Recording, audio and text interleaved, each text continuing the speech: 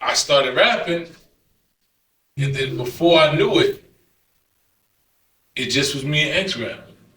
Everybody else got out like, nah, this is different. These niggas is, this is a different level of rap.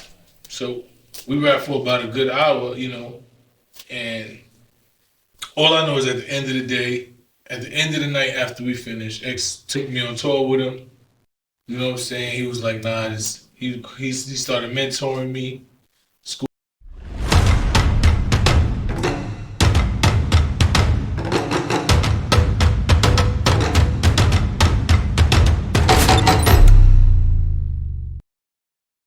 Speak about your rap battle with DMX, and also I know you battled Billy the Kid. Speak about that.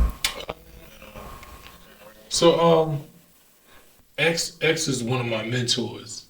When I first He gives us the story about him too. You done? Say what you want to say and give us a story about X. He got the best stories. that's what we'll do. So X, the whole Rough Rider camp, they used to it was like you had to battle to be around. So they would be in Harlem, right in front of the Apollo Theater. If anybody was there in the late 90s, you know that you go to the Apollo Theater, they'd be in front of the Apollo, sitting in their trucks, and just having people battle.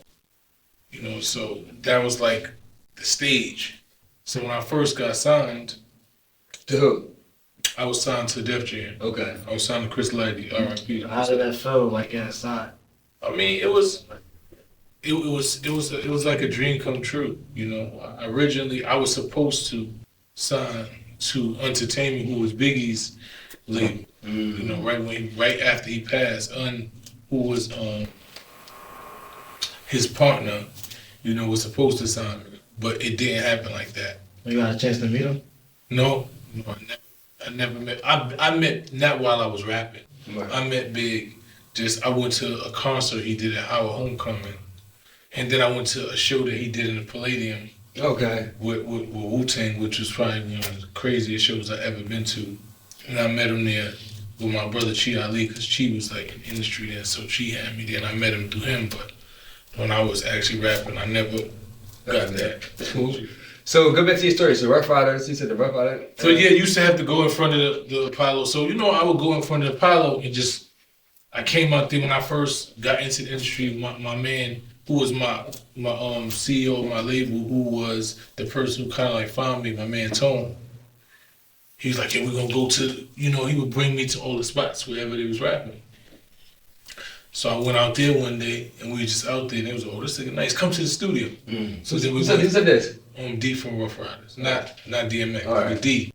So then I went to the studio and I remember Jay-Z and them was in there. Pressure. Everybody was in there. And I just killed somebody's cipher. And they was like, oh, this nigga nice. And then I had Battle Shine first. I battled Shine in front of Justin's. That was Diddy's restaurant. It used to be like the main hangout spot in the city. So I had Battle Shine, and from that I got a lot of, that's how I actually got signed. I had like a bidding war after that battle, because pretty much the whole industry was there. So one day, everybody is telling X about me, but we had never met. So there was this tattoo parlor in the Bronx called Two Dragons. And X was out there, him and Dragon. It was a lot of people, mad people just out there. So I pull up and X is out there killing someone. He's saying some shit that I'm like, this thing is crazy. But I'm like, fuck it. I'm young, I'm hungry, I want to be the best. You know what I'm saying? He already heard about me. So I started rapping, and then before I knew it, it just was me and X rapping. Everybody else got out like, nah, this is different. These niggas is, this is a different level of rap. So we rapped for about a good hour, and all I know is at the end of the day, at the end of the night after we finished, X took me on tour with him. You know what I'm saying? He was like, nah, he started mentoring me, schooled me.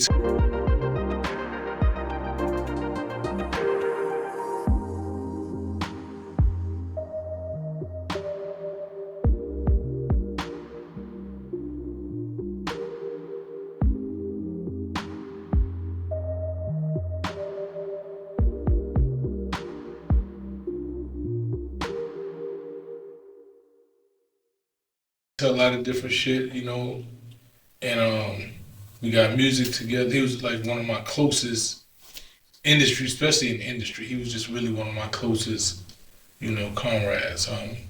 Story I had, we went to Vegas. He flew me to Vegas for a show he was doing to record the song we was doing.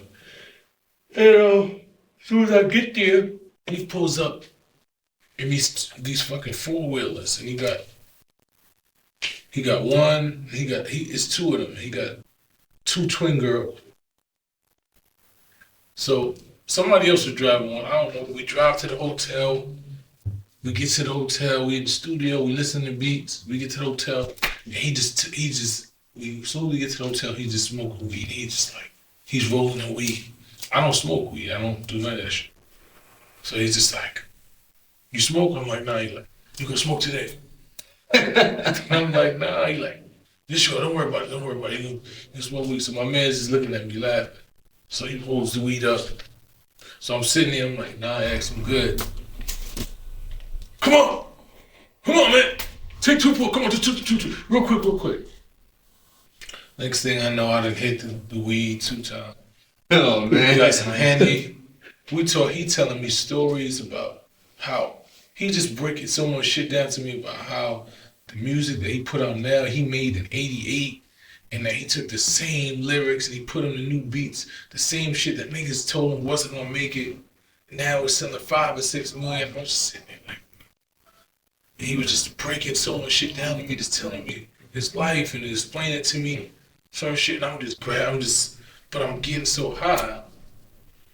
And I'm like, and I know I look at him, I'm like, yo.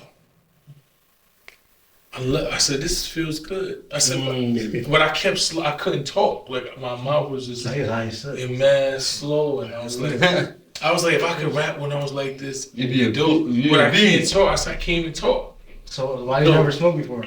I just never, that was just never my, I think because my parents was addicted to drugs, I never wanted to do nothing that had to do with drugs. So that shit just, you know, I watched them, they used to smoke weed first, and the next thing I know, it was coke, and then it was crack. So that shit was like, in my mind, like that's how it goes, the progression. Okay. So I stayed away from it. So anyway, we leave, and we back in them four-wheelers again.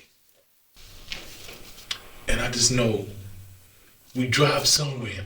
We drove to the hood. The nigga X, that's his main thing. He always want to go to the hood. He like, take me to the hood. He got one bodyguard that like, X, like, fuck that, I want to go to the hood. Where's the hood in Vegas? So we pull up into some projects. Like 300-400 niggas come outside. He in the middle. He taking out money, giving it to everybody. He telling the security guards, don't come over here. Like he want to be connected with the people. That's just who he was. Wow. And they all coming, they hugging, they showing him love, and ain't no bullshit. Niggas is showing him, niggas is crying, grown gangsters is crying, talking to him. What year was this? This was 99. This is right before I went to prison. And so we driving back, and I just know I'm so high. I'm like, this nigga's the realest. I'm just thinking to myself, he's just the realest. And then shit just started spinning. Everything is spinning. So we park. He like, you all right? I'm like, of course I'm all right, man. But I'm like, why is it 2 of you? He like, what the fuck are you talking about? I said, it's 2 of you, my nigga. I'm laughing at it. He like, and I said, why is the security guard spinning? Like, what is the nigga spinning? I'm like, yo, I'm in tears.